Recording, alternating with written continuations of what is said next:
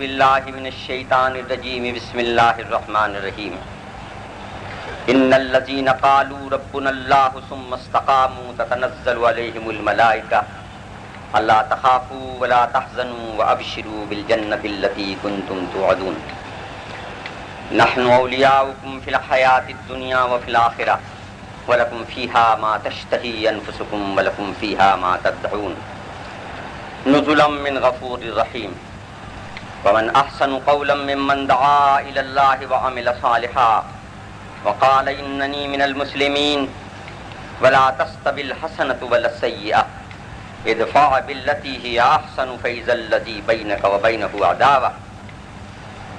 عداوة كأنه ولي حميم وما يلقاها الا الذين صبروا وما يلقاها الا ذو حظ عظيم وَإِمَّا يَنزَغَنَّكَ مِنَ الشَّيْطَانِ نَزْغٌ فَاسْتَعِذْ بِاللَّهِ إِنَّهُ هُوَ السَّمِيعُ الْعَلِيمُ صدق اللہ مولانا العظیم۔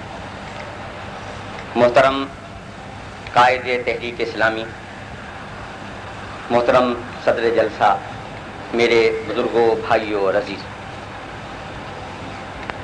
میں اس اجتماع میں سب سے کم علم اور سب سے چھوٹا آدمی اور لرزاں ہوں کہ مجھے اس اجتماع میں جو 50 برس بعد اپنی بھولی ہوئی منزل کی طرف پیش قدمی کرنے کے لیے اکٹھا ہوا ہے، اللہ کی بات اس تک پہنچانے کی سعادت میرے حصے میں آئی۔ پہلے تو میں اپنے لیے اللہ سے دعا کرتا ہوں کہ اللہ مجھے ٹھیک ٹھیک بات کہنے کی توفیق عطا فرمائے، اور اللہ تعالیٰ اس بات کو ہمیں ٹھیک طور پر عمل کی توفیق بھی بخشے۔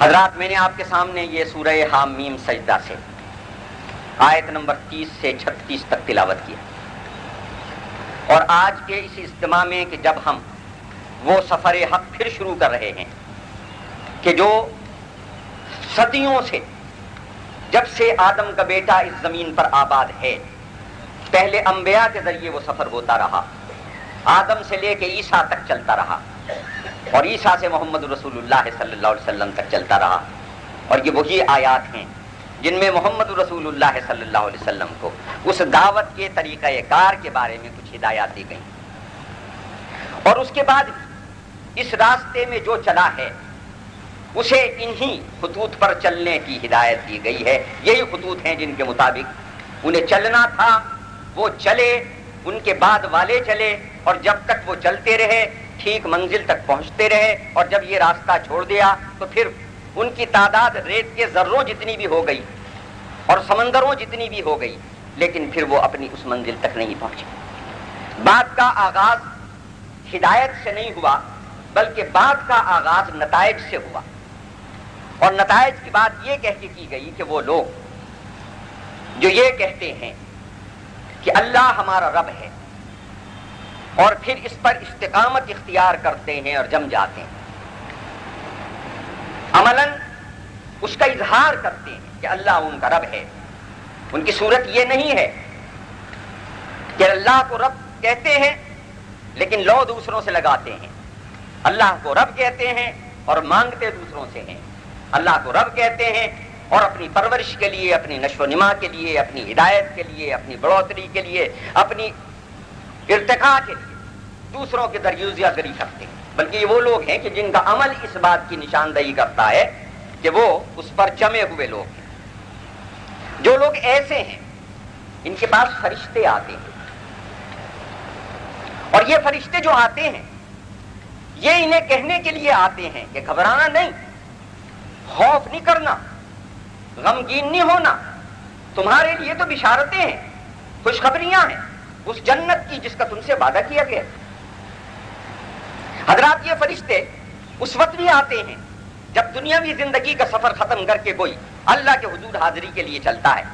مفسرین نے یہ بھی کہا، مگر مولانا مودودی رحمۃ اللہ علیہ نے یہ بھی کہا ہے کہ جس سیاق و سباق میں یہ آیت آ رہی ہے، اس آیت میں صرف بات اتنی ہی نہیں ہے کہ جب آپ اور میں دنیا سے سفر کر کے اللہ کے حضور حاضر ہو رہے ہوں گے تو انشاءاللہ اللہ کے یہ پیغامبر آئیں گے کہ خوشخبری ہو تمہیں، آؤ اس جنت کی طرف جس کا تم سے وعدہ کیا گیا، وہ بھی ہوگا۔ لیکن یہ تو زندگی کے مرحلے میں قدم قدم پر اہل ایمان کے ساتھ ہوتا ہے۔ یہ اس وقت بھی ہوتا ہے جب ایک تنہا آدمی ہرا کے غار میں بیٹھا ہے اور وہاں سے قم فانذر کا حکم دے کے اسے اٹھایا جاتا ہے اور وربک فکبر کا پیغام دے کے بھیجا جاتا ہے اور کہا جاتا ہے کہ بارزن المشرکین، بے نیاز ہو جاؤ، بے پرواہ ہو جاؤ ان نہ ماننے والوں سے، تم نے یہی پیغام سنانا ہے۔ فرشتے اترتے ہیں تو وہ استقامت آتی ہے۔ یہ تنہا آدمی صفا کے پہاڑ پر کھڑے ہو کے کہتا ہے یا ایھا الناس قولوا لا الہ الا اللہ تفلحوا۔ پھر یہ فرشتے اترتے ہیں تو ثور کے غار میں بیٹھے ہوئے دو آدمی کہ جن کی تلاش میں سارا قافلہ باطل نکلا ہوا ہے، جن کے قدموں کی آواز سنائی دے رہی ہے، جن کے پیر نظر آ رہے ہیں، اور لرز کے کہتے ہیں ابو بکر صدیق یہ تو آ گئے، یہ تو اپنے پیروں کو دیکھ لیں گے تو ہم تک پہنچ جائیں گے۔ تو یہ جب بھی آتے ہیں لا تحزن ان اللہ معنا، غم نہ کر اللہ ہمارے ساتھ۔ پھر یہ جب بھی آتے ہیں جب ہزاروں کا لشکر اس ننھی منی سی اسلامی ریاست کو برباد کرنے کے لیے نکلا ہے، اور یہ 313 نہتے لوگ جن کے پاس 2 گھوڑے ہیں، جن کے پاس 3 نیزے ہیں، جن کے پاس 5 تلواریں ہیں، جو سارے کے سارے مسلح بھی نہیں ہیں، کسی کے پاس کلہاڑی کا دستہ ہے تو ڈنڈا نہیں ہے، اور کسی کے پاس دستہ ہے تو ڈنڈا نہیں ہے، اور کسی کے پاس ڈنڈا ہے تو دستہ نہیں ہے۔ اس میں بیواؤں کے بھوکے بچے بھی ہیں، اس میں وہ لوگ بھی ہیں جو جسمانی معذور ہیں، اور جب اللہ کے فرشتے ان پر نازل ہوتے ہیں تو وہ بے خوف ہو جاتے ہیں۔ پھر یہ احد میں بھی اترتے ہیں، یہ حدیبیہ میں بھی اترتے ہیں، یہ خندق میں بھی اترتے ہیں، یہ قدم قدم پر دنیا کی زندگی میں جب حق کے راستے میں کوئی چلتا ہے تو اس کے ساتھ ہیں۔ اور میں آپ کو یقین دلاؤں کہ وہ چند آدمی، پہلے وہ 4 آدمی جو مولانا مودودی رحمت اللہ علیہ کے ساتھ اکٹھے ہوئے تھے، محمد حسین صاحب، مولانا عبدالعزیز شرقی صاحب رحمت اللہ علیہ، مولانا مودودی صاحب رحمت اللہ علیہ، اس اتنے بڑے سمندر میں جہاں کروڑوں انسان رہتے تھے، 4 آدمی یہ کہہ کے اٹھے کہ ہمیں یہ کام کرنا ہے کہ جو یہ کہے کہ اس عہد میں اسلام قابل عمل ہے، اس کا ہر حکم قابل عمل ہے، اور وہ اسی طرح سے ہوگا جس طرح محمد رسول اللہ صلی اللہ علیہ وسلم نے کیا تھا، اور ہم اسے اسی طرح کر دیں گے جس طرح انبیاء کرتے رہے۔ یہ بات اس کے بغیر نہیں ہو سکتی کہ اللہ کی طرف سے سکینت اترے اور اللہ کی طرف سے فرشتے اترے، چاہے وہ کسی کو نظر آ رہے ہوں یا چاہے کسی کو نظر نہ آ رہے ہوں، یہ عمل ہے اس بات کا کہ وہ اترے ہوئے۔ پھر وہ قافلہ آگے بڑھتا ہے، وہ 75 آدمی، وہ کیا بگاڑ لیں گے تاریخ کا اگر عددی بات کی جائے؟ 75 آدمیوں کے ذریعے تو آپ ایک گلی کی اصلاح نہیں کر سکتے، 75 آدمیوں کے ذریعے تو ایک محلے کی صفائی نہیں کر سکتے، اور وہ عزم لے کے اٹھے ہیں ساری ملت اسلامیہ کو اللہ کی بندگی کا درس دینے کے۔ تو آپ نے دیکھا ہے فرشتے جب بھی اترے اور پھر یہ قدم قدم پر اترتے رہے، اور اللہ نے وہ رعب قائم کر دیا اس ننھی منی سی جماعت کا کہ ساری دنیا اس کا وزن محسوس کرنے لگی۔ لیکن یہ وزن عدد کا محسوس نہیں ہو رہا تھا، یہ عدد کا، یہ کیریکٹر کا وزن تھا، یہ سیرت کا وزن تھا۔ اور پھر میں یاد دلاؤں کہ 1 اپریل کو پھر کچھ اللہ کے بندے اٹھے تھے اور یہی پیغام لے کے چلے تھے۔ بہت چھوٹے سے لوگ، بہت تھوڑے سے لوگ، بہت بے نام سے لوگ، میرے جیسے لوگ جنہیں کوئی نہیں جانتا، جن کے آس پاس پڑوس میں بھی کسی ڈیٹھری کا کوئی شائبہ نہیں ہے، وہ یہاں آئے تھے تلاش کرتے ہوئے۔ 4 آدمی ہم صبح صبح پہنچے تھے، ہم اس قافلہ حق کی پہلی 4 بوندیں تھیں جو لاہور کے اس آسمان سے ٹپکی ہیں، اور ہمیں اس بات پر اللہ کے ہم شکر گزار ہیں۔ پھر آپ نے دیکھا کہ ہم نے دوبارہ اجتماع کیا تو ہم الحمدللہ 57 تھے، اور آج یہ سامنے بیٹھے ہوئے لوگ اس بات کا اظہار کر رہے ہیں کہ حق خود اپنی ذات میں ایک قوت ہے، اور یہ فرشتے اترتے ہیں حق کے لیے کام کرنے کے لیے، نکلو تو صحیح۔ کیا کہتے ہیں؟ اللہ تخافوا، خوف نہ کرو، ولا تحزنوا، غمگین نہ ہو۔ اور یہ غم اور خوف کی بات اس کے لیے کیا جو اللہ کی بات کرنے کے لیے اٹھا ہو، جس کی ڈیوٹی صرف اتنی ہو کہ تجھے اپنی پوری صلاحیتیں اور اپنی ساری زندگی جو ہے اسی کام میں لگا دینی۔ میرے پاس آؤ گے تو میں تم سے یہ نہیں پوچھوں گا کہ اسلامی ریاست قائم کر کے آئے تھے یا نہیں کر کے آئے تھے، مگر یہ ضرور پوچھوں گا کہ تم نے اپنی زندگی کا سارا سرمایہ، اپنی صلاحیتوں کی ساری قوت اسی کام میں لگا دی تھی کہ نہیں لگا دی تھی۔ اگر میں یہ پوچھتا کہ کامیاب ہوگے تو ابشروا بالجنت التی کنتم توعدون، تو پھر ٹھیک ہے تم دوسرے راستے بھی اختیار کر لیتے۔ میں نے تو یہ کہا ہے کہ تنہا تم اکیلے بھی کام کر کے آئے تو تمہیں اجر دینے میں کسی قسم کا بخل نہیں ہوگا۔ اس راستے پر تنہا چلے، 500 برس چلے، 900 برس چلے، 1000 برس چلے، چلتا چلتا تنہا ہی مر جائے تو بھی اس کے ہاں اجر ہے۔ اور اس اجر کی بات سننی ہو تو محمد رسول اللہ صلی اللہ علیہ وسلم کی زبان مبارک سے سن لو۔ جب زید بن عمرو بن نفیل کے بارے میں ان سے پوچھا گیا کہ وہ تو آپ کی آمد سے پہلے فوت ہو گئے، یہ بزرگ وہ تھے کہ جنہیں حق کا راستہ تو معلوم نہیں تھا، بے قرار ہوتے تھے، کہتے تھے مکے والوں تم ٹھیک ابراہیم کے راستے پر نہیں ہو، اور جب اس طرح پڑھتا تھا تو زمین پر اپنے ہاتھوں پر اپنا سر رکھ کے بے قرار ہو جاتے تھے، کہتے تھے اللہ اگر مجھے پتا ہو کہ تجھے کیسے یاد کرنا چاہیے تو میں ٹھیک اسی طرح تجھے یاد کروں۔ سے پوچھا ان کا کیا حشر ہوگا؟ حضور نے فرمایا قیامت میں اکیلا ایک امت کے طور پر اٹھایا جائے گا، تو لہذا بے نیاز ہو جائے ہر وہ آدمی جو اللہ کا کام کرنے کے لیے نکلا ہے۔ اور یہ بات اب میں اپنے الفاظ میں نہیں کہتا، پہلے محمد صلی اللہ علیہ وسلم کے الفاظ دہرائے ہیں جس سے زیادہ برگزیدہ کوئی الفاظ نہیں ہو سکتے۔ پھر دوسرے الفاظ سن 43 کی مولانا مودودی رحمت اللہ علیہ کی اس تقریر کے حوالے سے بات آپ کے سامنے رکھ کے دیتا ہوں کہ جس وقت انہوں نے جماعت اسلامی کے ارکان کی تعداد پر 43 میں نظر ثانی کی، یہ جلد نمبر سوم جو ہے روداد کی اس میں دیکھ لیجیے گا۔ انہوں نے کہا ہمارے 450 ارکان تھے، پورے بر صغیر کی بات ہو رہی، ان میں سے ہم نے 300 کی رکنیت اس لیے ختم کر دی کہ یہ بیچارے ہماری بات سمجھے بغیر ہمارے پاس آ گئے۔ ہمیں بھیڑ اکٹھی کر کے کسی کو مرعوب نہیں کرنا ہے اور کونسلر نہیں بنانے ہیں، یہ الفاظ مولانا کے، بلکہ ہمیں تو ایسے لوگ درکار ہیں جو آج یہ کھڑے ہو کے کہیں کہ ہم اسلام کے مطابق زندگی گزاریں، یہ ہمارے کام کے لوگ۔ تو لہذا یہ جنت کا وعدہ ان کے لیے ہے، بالجنت التی کنتم توعدون، بشارت ان کے لیے ہے، ان سے وعدہ کیا گیا ہے جن کی صورت حال یہ ہے کہ جو اللہ کو رب کہتے ہیں اس پر ڈر جاتے ہیں۔ تو فرشتوں نے کہا ہم تو دنیا کی زندگی میں بھی تمہارے دوست تھے، ہم آخرت میں بھی تمہارے دوست ہیں، ہم وہاں بھی تمہارے ساتھ لگے رہے، ہم یہاں بھی تمہارے ساتھ لگے رہے، اب تم اپنا انجام سن لو۔ انجام یہ ہے کہ تم تلاش میں تھے اس بات کے کہ من پسند زندگی کیسے ہو۔ یہ من پسند زندگی نہیں ہو سکتی، اس دنیا میں ممکن نہیں۔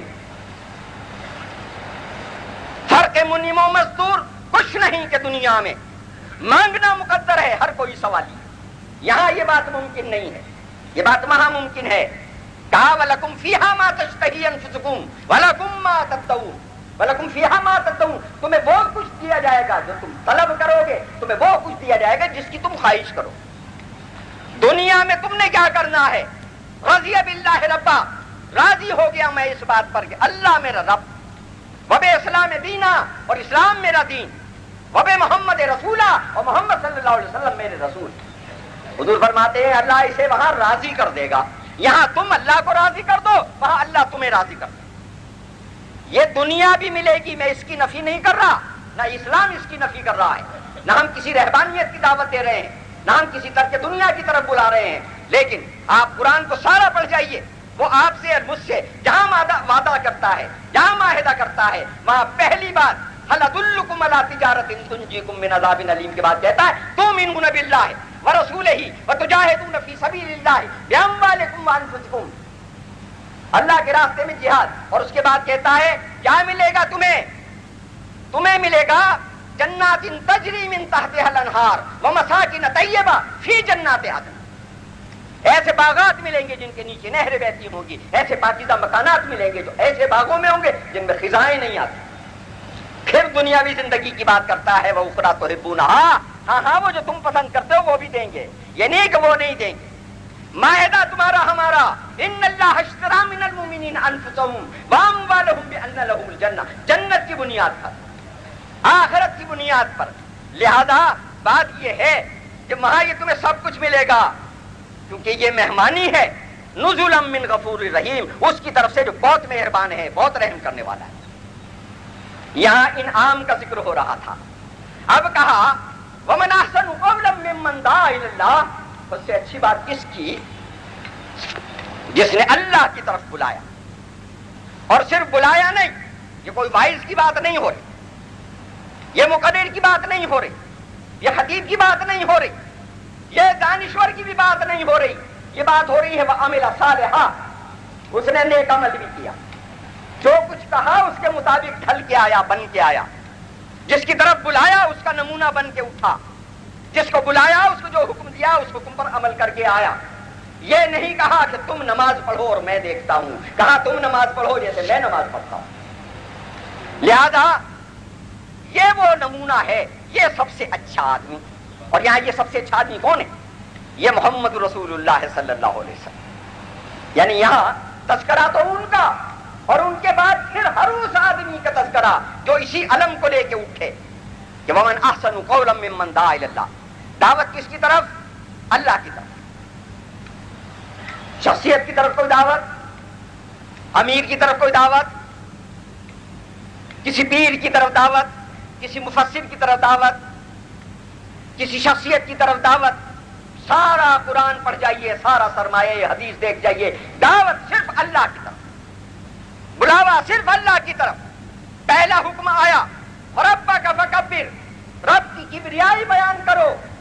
کہاں آیا یہ حکم؟ جہاں لوگوں نے چھوٹی چھوٹی خدائیوں کے تخت سجا رکھے، ہر کندھے پر ایک خدا کا علم رکھا تھا، ہر گھر میں ایک نیا خدا بیٹھا تھا، ان سارے خداؤں کے درمیان حکم دیا گیا اسے خدا کی بات کرو جس کے سوا بڑائی کسی کو سزاوار نہیں، اس خدا کی بات کرو۔ ربنا اللہ، جس نے ہمیں پالا ہے، اس اللہ کی بات کرو، اس اللہ کی بات کرو جو الہ الناس بھی ہے، جو رب الناس بھی ہے، جو ملک الناس بھی ہے۔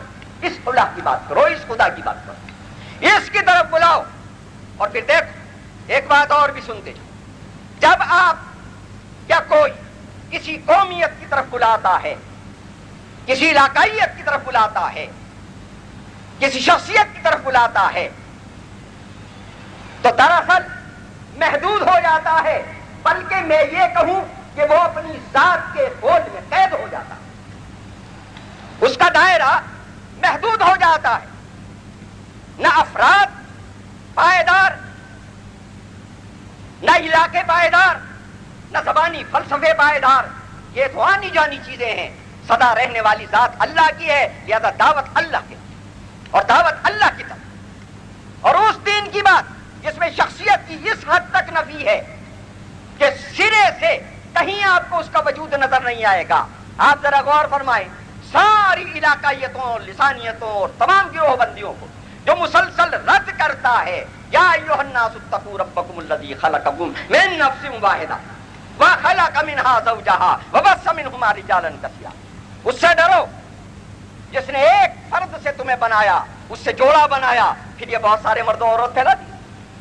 فتح مکہ کا خطبہ سنو محمد رسول اللہ صلی اللہ علیہ وسلم کا، اور شخصیت کی نفی دیکھو۔ الحمدللہ الذی اذھب عنکم ہیبۃ الجاہلیۃ وتکبرھا وتعظم آباء، یا ایھا الناس الناس رجلان بر تقی کریم علی اللہ وفاجر شقی علی اللہ وکلکم بنو آدم وخلق اللہ آدم من تراب۔ لوگوں، شکر ہے اس اللہ کا جس نے تم سے نسل کے عیب کو دور کر دیا، جو تکبر آبا لے گیا۔ اور سن لو، انسان دو ہی قسم کے ہیں، ایک نیک فرما بردار اللہ کے سے ڈرنے والے، یہ اللہ کے نزدیک معزز، ایک بدکار خدا کے نافرمان۔ اور تم سب آدم کی اولاد، آدم کو ہم نے مٹی سے بنایا۔ کوئی دعوت کسی شخصیت کے لیے نہیں، لہذا دعوت کس کے لیے؟ اللہ کے لیے۔ اور یہ دعوت بہروپ کی دعوت نہیں، یہ دعوت روپ کی دعوت، یہ دعوت وائز کی دعوت نہیں، یہ دعوت عامل کی دعوت، یہ دعوت مقرر کی دعوت نہیں، یہ دعوت کارکن کی دعوت، جو یہ کہہ کے اٹھے کہ داعین اللہ، آؤ اللہ کی طرف۔ وہ پہلے اس کا نمونہ بن کے اٹھے، وہ اللہ کو اپنا رب مان کے اٹھے، وہ ساری کشتیاں جلا کے اٹھے، وہ سارے ساز و سامان سے انکار کر کے اٹھے، اور جو بھی اس کو اس طرح اٹھے ہیں آپ نے دیکھا ہے اللہ نے انہیں کس طرح کامیابی دی. ہرا سے 1 چلا، سور میں 2 آئے، یہی بدر میں 313، یہی احد میں 750، یہی خندق میں 3000، یہی فتح مکہ میں 10,000، یہی تبوک میں 36,000، یہی حجۃ الوداع میں 1,24,000. تعداد کی کیا بات کرتے ہو؟ تعداد تو بڑھتی ہے جب عمل کے ساتھ بڑھتی ہے، اور جب عمل کے ساتھ نہ بڑھ رہی ہو تو پھر جم میں غفیر بڑھتا ہے. وہ انقلاب نہیں لاتا، وہ فساد لاتا. ساری تاریخ انسانی اس بات کی گواہ ہے. لہذا اسلام کی دعوت فساد کی دعوت نہیں، یہ تو محبت کی دعوت ہے. یہ تو دلوں کے دروازے پر شبنم کی طرح ٹپکنے والے اس قطرے کی دعوت ہے کہ پھول کی پتی سے کٹ سکتا ہے ہیرے کا جگر.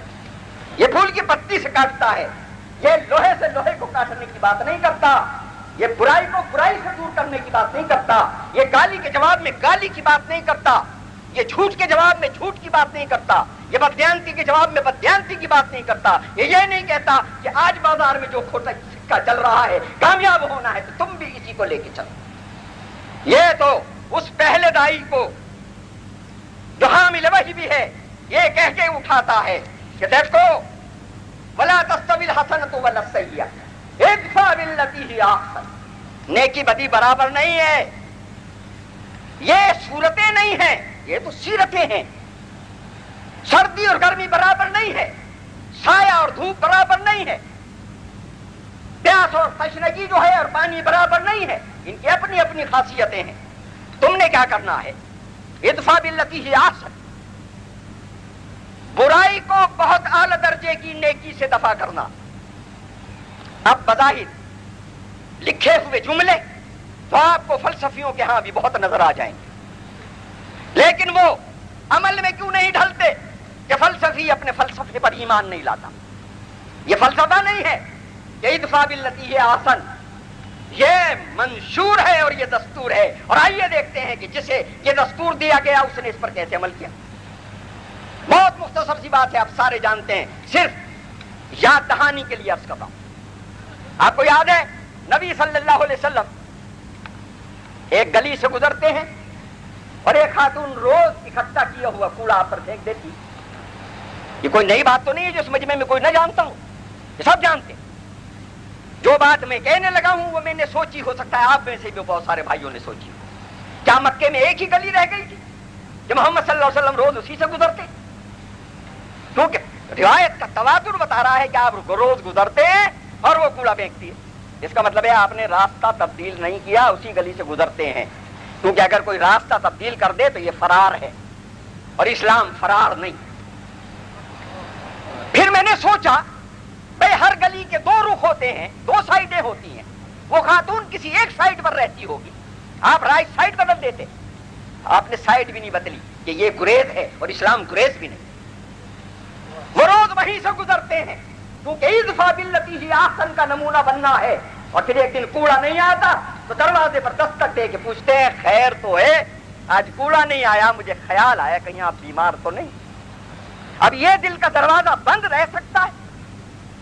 یہ دستک جو پیار سے دی گئی ہے اسے کوئی ٹھکرا سکتا ہے؟ اسے کوئی نہیں ٹھکرا سکتا. تو لہذا آپ نے دیکھا یہ ہے ادفع بالتی ہی احسن. پھر دوسرا ادفع بالتی ہی احسن، طائف کا بازار، پتھروں کی مار، پائے مبارک سے خون جاری، بیٹھنے نہیں دیتے، آرام نہیں کرنے دیتے. حکم ہے جہاں بیٹھے بغلوں میں ہاتھ توڑ اٹھا کے کھڑا کرو. اور اس حالت میں اللہ کا فرشتہ آتا ہے اور کہتا ہے اللہ کی طرف سے اذن کے طلبگار ہیں. اگر کہو تو طائف کے پہاڑ ان پر رکھ دیں. کہا نہیں، شاید اللہ انہی میں سے کسی کو اٹھائے جو اللہ کی توحید کا جھنڈا لے کے. تو جناب یہ بھی ادفع بالتی ہی احسن. یہ وہ ہے کہ اہل طائف بھی سارے نوازے گئے. ہے نئی شان کا انقلاب آپ کا. وہ تو انتقام ہی عجیب و غریب ہے. آج انہی طائف والوں کو معافی ہے غزوہ حنین کے دن، اور اتنا دیا ہے کہ ایک طائفی یہ شور مچاتا ہوا دوڑا ہے مسلمان ہو جاؤ. وہ اتنا دیتے ہیں، وہ اتنا دیتے ہیں، وہ اتنا دیتے ہیں. اپنے لیے کچھ نہیں رکھتے. ظہر کے وقت 40,000 دینار و درم کا ڈھیر لگا کے بیٹھتے ہیں، عصر سے پہلے پہلے سب بانٹ دیتے ہیں. اب سارے کہیں گے یہ کمزوری کا ادفع بالتی ہے. میں کہتا ہوں آؤ میں طاقت کا ادفع بالتی بھی دکھاؤں. آج فتح مکہ کا دن ہے، آج قاتلین حمزہ بھی کھڑے ہیں، چچا کا کلیجہ چبانے والے بھی کھڑے ہیں، ناک کان کاٹ کے گلے میں ہار ڈالنے والے بھی کھڑے ہیں، نبی کی بیٹی کو اونٹ پر سے نیزہ مار کے گرانے والے بھی کھڑے ہیں، نبی کی 2 معصوم بیٹیوں کو قبل از رخصت طلاق دلانے والوں کی اولاد بھی کھڑی ہے، یہ سارے اس مجمع میں موجود ہیں، اور آپ پوچھتے ہیں آج تمہارے ساتھ کیا کروں گا؟ کہتے ہیں آپ کریم ہیں، ابن کریم ہے، کہا لا تثریب علیکم اليوم، جاؤ آج تمہارے لیے کوئی ملامت نہیں، معاف کیا۔ کس کس کو معاف کیا؟ ذرا ذہن میں تازہ کر لیں۔ ابو جہل کے بیٹے اکرمہ کو معاف کیا، ابو لہب کی بیٹی اردہ کو معاف کیا، اس کے بیٹے عتیبہ کو معاف کیا، عاص بن وائل جو محمد صلی اللہ علیہ وسلم کے بیٹے کی موت پر خوشی منانے نکلا، اس کے بیٹے عمر بن عاص کو معاف کیا، ولید بن مغیرہ کے بیٹے خالد بن ولید کو معاف کیا، اور نہ صرف معاف کیا، انہیں سالار بنایا، انہیں سردار بنایا، کیونکہ اسلام سیرت کا دین ہے، صلاحیت کا دین ہے۔ یہ نہیں کہتا تیرے باپ نے کیا کیا تھا، یہ کہتا ہے تو مطیع ہو کے آ جا، ہر دروازہ تیرے لیے کھلا۔ تو لہذا ادفع باللتی ہی احسن کی بات میں کر رہا تھا، تو جناب آپ نے دیکھا جس نبی نے اس کا نمونہ بن کے دکھایا وہ نمونہ یہ ہے۔ اب اگر آج کوئی گالی کے جواب میں گالی دے کے کہے کہ ہم تو لوہے کو لوہے سے کاٹ رہے ہیں، تو میں کہتا ہوں ہم لوہے کو لوہے سے کاٹنے کا نظام نہیں لائے، ہم تو محبت سے نفرتوں کو دھونے کا نظام لے کے آئے ہیں، ہم گالیوں کے جواب میں دعائیں دینے کا نظام لے کے آئے، ہم اگر کسی کی تنقید بھی کرتے ہیں تو دل آزاری نہیں کرتے، ہم کیڑے نہیں نکالتے، ہمیں چینی نہیں کرتے، کیونکہ ہم بے خبر لوگ نہیں ہیں، الحمدللہ ہمیں پتا ہے ویل لکل ہمزۃ لمزہ للذی جمع مالا وعددا، یہ تو تباہی اور بربادی کی چیزیں ہیں کہ عیب ڈھونڈنا، نکتہ چینی کرنا، بے مقصد قسم کی تنقید کرنا، ہاں تنقید اور احتساب روح ہے نظم جماعت کی، یہ ضرور ہونا چاہیے۔ جب یہ نظم جماعت کی روح ختم ہوئی تو آپ نے دیکھا کہ گروہ تو رہ گیا، طاقت نہ رہی، لیکن لوگوں پر تنقید، ان کے عیب بیان کرنا، ہم یہ کام نہ پسند کرتے ہیں، نہ اس کے لیے ہمیں کہا گیا، نہ اس کی ہمیں اجازت دی گئی۔ تو کہا جب تم یہ کرو گے تو کیا ہوگا؟ فَإِذَا الَّذِي بَيْنَكَ وَبَيْنَهُ عَدَاوَةٌ كَأَنَّهُ وَلِيٌّ حَمِيمٌ، یہ تو جس سے تمہاری دشمنی ہے وہ تمہارا قلبی دوست بن جائے گا۔ ذرا عمل تو کر کے دیکھو، محبت تو ایک ایسا جھونکا ہے ہوا کا کہ یہ تو ہر دل کا پٹ کھول دیتا ہے، یہ تو برے سے برے آدمی کو رام کر لیتا ہے، یہ تو حیوانوں کو اسیر کر لیتا ہے۔ لیکن مصیبت یہ ہے کہ اس کے لیے چھوٹے موٹے ظرف کی ضرورت نہیں ہے، اللہ کو بھی پتا ہے یہ کیسے لوگوں کا کام ہے۔ تو کہا وما یلقاها الا الذین صبروا، یہ تو ان لوگوں کا کام ہے جو بڑے صبر والے ہیں، اور بڑے صبر والے کون ہیں؟ وما یلقاها الا ذو حظ عظیم، جو بڑے صاحب نصیب ہیں، یہ صاحب نصیب لوگوں کا کام ہے، ان کے کرنے کی چیز ہے۔ تو لہذا حضرات ہم جو کام کرنے کے لیے اٹھے ہیں،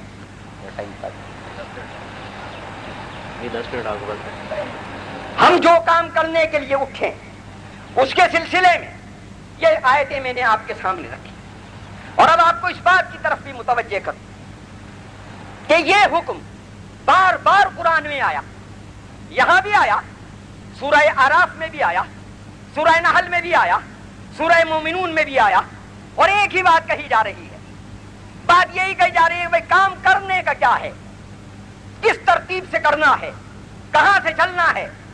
ہم سارے وائز ہو کے رہ گئے کہ بستر اٹھائیں تو دوسرے بازاروں میں جائیں،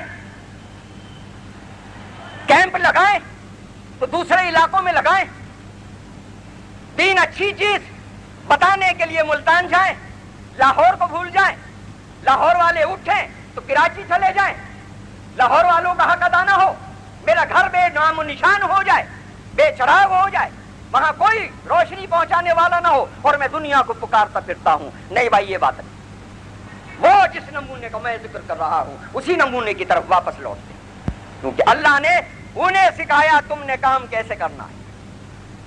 تو شفا کا واز پہلے نہیں کہلوایا، اس سے بھی 3 برس پہلے ان سے دعوت ذل عشیرہ کرائی ہے، وانذر عشیرتک الاقربین، پہلے اپنے قریبیوں کو ڈراؤ، انہیں بلاؤ، جن کے درمیان رہتے ہو. آج دعوت ذوالعشیرہ ہے، آج بنو مطلب جمع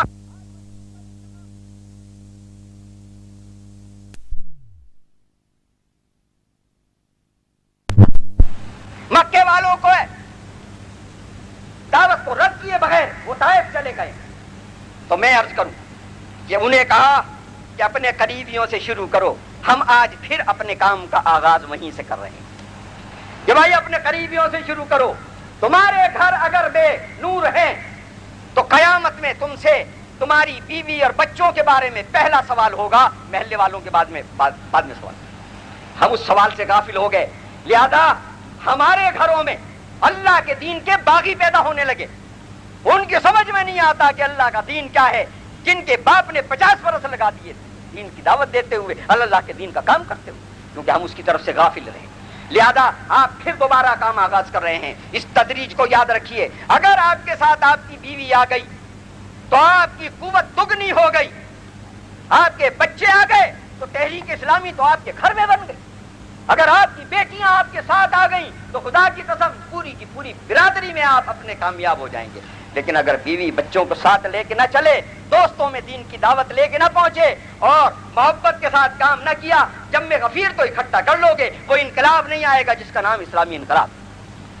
دوسری ہدایت، دوسری بات اسی نقطۂ نظر سے قرآن کی انہی آیات کے حوالے وہ ذرا دیکھ لیجیے کہ جو کام کرنے کے لیے اٹھے ہیں وہ کام صبر والوں کا کام ہے. اور اللہ کا دین کوئی کمزور قسم کا موکل نہیں ہے جسے ایک چھوٹے وکیل کی ضرورت ہو جو اس کے کیس کو لڑ کے کامیاب کرا دے. اللہ کا دین بہت مضبوط ہے. آپ اور میں اس کو کوئی تقویت نہیں دے سکتے، بلکہ اس کے سائے میں آ کے اپنے آپ کو محفوظ کرتے ہیں. ہماری شامت اعمال ہے کہ ہم اس مصیبت میں گرفتار ہو جاتے ہیں کہ جناب اتنے دن ہو گئے کام کرتے ہوئے نتیجہ نہیں نکل رہا، چلو مروجہ معنوں میں جو چل رہا ہے وہ سکہ تم بھی استعمال کرو. پھر عرض کروں یہ نتیجہ نہیں نکلے گا کیونکہ بیج اپنا ہی پھل لاتا ہے، اپنا ہی درخت پیدا کرتا ہے، اپنا ہی پودا اگاتا ہے. اسلام کا پودا دل میں بویا جاتا ہے، اس کا بیج یہ یہیں سے اٹھتا ہے اور خوف آخرت سے اس کا آغاز ہوتا ہے. اور آخر میں آ کے میں آپ کو یہ بھی بتا دوں کہ اللہ نے ایک مقام پر دوزخیوں کا اور جنتیوں کا ایک مذاکرہ کرایا ہے قرآن. میں اپنی بات کو سمیٹتے ہوئے وہ بات آپ کے سامنے رکھے دیتا ہوں. مذاکرہ رکھے فی جنات یتساءلون، اہل جنت نے پوچھا، سوال کیا، عن المجرمین، مجرموں سے. یہ مذاکرہ ریڈیو پاکستان میں نہیں ہو رہا ہے، یہ قرآن میں ہو رہا ہے اور اللہ سنا رہا ہے. جنت کا مذاکرہ.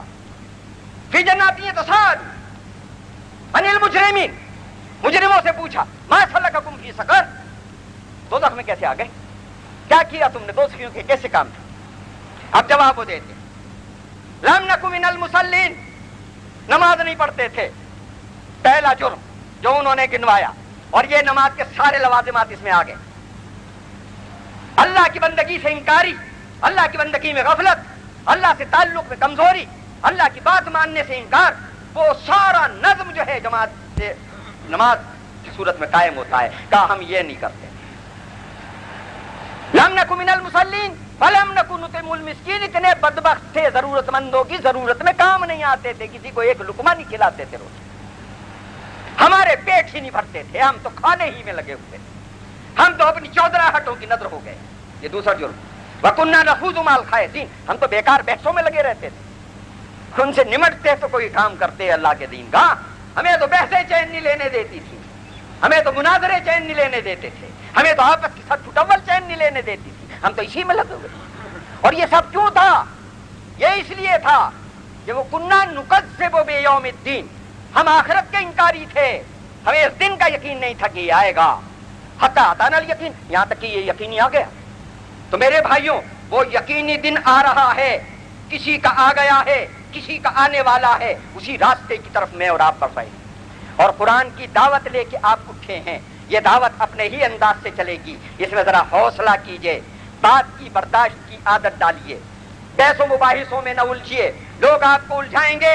قرآن نے اس کے لیے بھی کہا وَأَعْرِضْ عَنِ الْجَاهِلِينَ، جو لوگ نہ سمجھ ہیں آپ ان سے بے نیازی برتیں. آپ کا کام نہیں ہے ان سے الجھنا. زیادہ الجھیں قالوا سلاما، آپ پر سلامتی ہو بھائی، اللہ آپ کو ہدایت دے بھائی. اللہ آپ کو بہترین زندگی عطا فرمائے بھائی، ان سے ہٹیے کہ ہم نہ آپ ہمارا راستہ کھوٹا کریں نہ ہم آپ کا راستہ کھوٹا کرتے ہیں. آپ نے بات نہیں سمجھی، نہ سمجھیے، ہم نے ایک بات سمجھ لی، اس کے مطابق کام کریں. یہ ساری ہدایتیں قرآن دے رہا ہے. تو لہذا ذرا حوصلہ ٹٹول کے اٹھیے. پچھلا جب مندوبین کا اجتماع تھا اس وقت میں نے آپ سے جب درس دیا تھا تو ایک بات کہی تھی. اس وقت 57 آدمی تھے نا. میں نے کہا تھا کہ میں اپنے دادا کی بات دہرائے دیتا ہوں. انہوں نے تو کہا تھا کہ ہم چراغ بجھائے دیتے ہیں، جسے جانا ہے چلا جائے. تو میں دن کی روشنی میں ہوں، یہ تو نہیں کہتا کہ چراغ بجھا دو. میں آنکھیں بند کر لیتا ہوں، جس نے جانا ہو چلا جائے.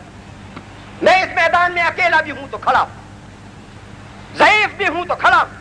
اور یہ میرا قائد جو اس صوف میں اٹھ کے آیا ہے یہ کھڑا ہے، کوئی نہ ہو تو بھی کھڑا. تو لہذا آج پھر کہتا ہوں اس قافلے میں الحمدللہ اللہ نے ہمیں وہ استقامت دی. ہم تو بہت کمزور لوگ تھے، اتنے دباؤ تھے کہ بیان نہیں کر سکتے. اللہ کی توفیق ہے کہ قافلہ کھٹا نہیں ہے. قافلہ اتنا بڑھ گیا ہے، 57 آدمی تھے 26 نومبر کو اور 37 آدمی تھے 1 اپریل کو. آج جو مجمع ہے اس کی گنتی آپ کر لیجئے. اور یہ اپنی جیبوں سے پیسے خرچ کر کے کراچی اور کوئٹے سے لے کے اور پشاور تک سے لوگ آئے ہیں. میری بہنیں بھی آئی ہیں، میری بیٹیاں بھی آئی ہیں، میری مائیں بھی آئی ہیں. یہ رات رات کے سفر کر کے آئی ہیں. یہ کیا چیز ہے جو انہیں لے کے آئی ہے؟ یہاں کیا ہے؟ ہم تو یہ کہتے ہیں کہ وہ شیش محل تم ہی سنبھالو. یہ دشت وفا ہمیں بڑا ہے.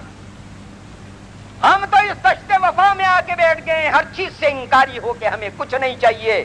ہمیں ایک اللہ چاہیے، اس کے دین کی دعوت چاہیے. اسی طریقے کے مطابق زندگی گزارنے کا عزم لے کے آئے ہیں. جو یہ عزم لے کے آئے وہ ہمارے ساتھ آئے، اور جو یہ عزم نہیں رکھتا تو ہم اسے بتا دیں کہ ہم کربلا تک آتے تو ہیں، ہم واپس نہیں جاتے. آ گئے ہیں اور انشاءاللہ تاریخ اس بات کو یاد رکھے گی کہ ہم نے بر وقت اپنے مسلمان بھائیوں کو اس بات کے لیے بلایا تھا کہ آؤ اللہ کے دین کی دعوت دیں، اللہ ہی کے لیے دعوت دیں، اور اسی طریقے سے بلائیں جس طریقے سے محمد رسول اللہ صلی اللہ علیہ وسلم نے بلایا تھا. اور وہ جماعت ایسی ہی مخلص جماعت ہو جو اپنے سارے مفادات تج کے آئے، کچھ لینے کے لیے نہ آئے، کیونکہ اسے جو کچھ لینا ہے لا اجریہ الا میرا کوئی اجر نہیں، میرا جو بھی اجر ہے وہ اللہ علی رب العالمین، وہ تو اللہ کے پاس ہے. مجھے اللہ سے لینا ہے، نہ مولانا نعیم صدیقی سے لینا ہے، نہ مولانا مختار گل سے لینا ہے، نہ حفیظ الرحمان احسن سے لینا ہے، نہ کسی اور سے لینا ہے. آپ نے جو لینا ہے اللہ سے لینا ہے. اور اللہ سے لینے کا طریقہ کیا ہے؟